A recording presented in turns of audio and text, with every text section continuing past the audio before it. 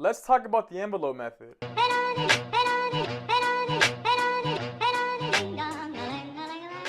Welcome back, guys. Before we start, I want to thank you guys for all your feedback and support. It's really exciting to see the view count grow this fast, and if you have any suggestions for any future topics or videos, feel free to let me know. Also, I will be posting every week, and any feedback and support is appreciated. So if you want to like, comment, or subscribe to my channel, I would really appreciate that. Thank you.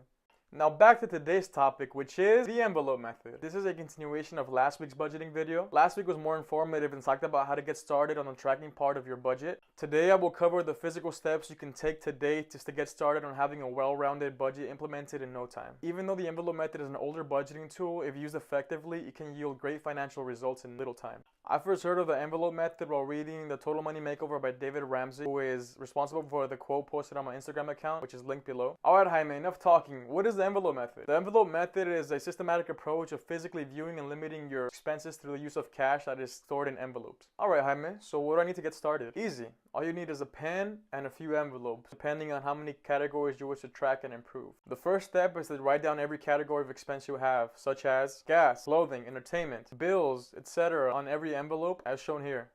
Step 2 is to fill up the envelopes with a realistic amount of money. Examples would be $200 for groceries, $100 for entertainment, $80 for eating out, $1,500 for bills, the list goes on. A personal tip would be to add an extra cushion, maybe an extra $20 to each envelope. This is not necessarily for you to spend, but if you get close to maxing out your envelope, you might get discouraged, so this $20 cushion is used to keep you motivated. So Jaime, what do I do with the money I don't spend? Well, first of all, good job. Second, keep the money in the envelope. If it all works out, more and more money will be left in the envelope at the end of each month. This money will continue to pile up, and you'll be saving more money than you thought possible in no time. The idea is that by physically seeing your cash, you will have a better understanding of how much money you have left, as opposed to simply viewing an uncategorized total present on a bank statement or banking application. By using this method, you have to physically pull out cash from each envelope every time you want to make an expense, which can be a little more difficult than swiping a card. This leads me to my other tip, which is to physically limit yourself by leaving all your credit cards and all your debit cards at home where they belong. Credit cards were originally meant to be used for emergencies only, but we all know that we break the rules sometimes. But Jaime, how will I pay for things in case I need gas for my car or I get hungry? Simple.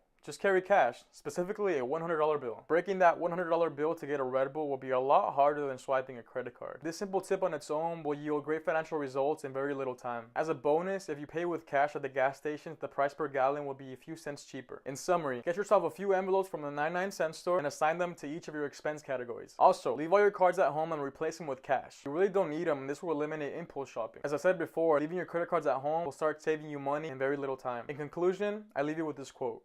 Do not save what is left after spending, but spend what is left after saving. Warren Buffett. Thanks for watching and see you next time.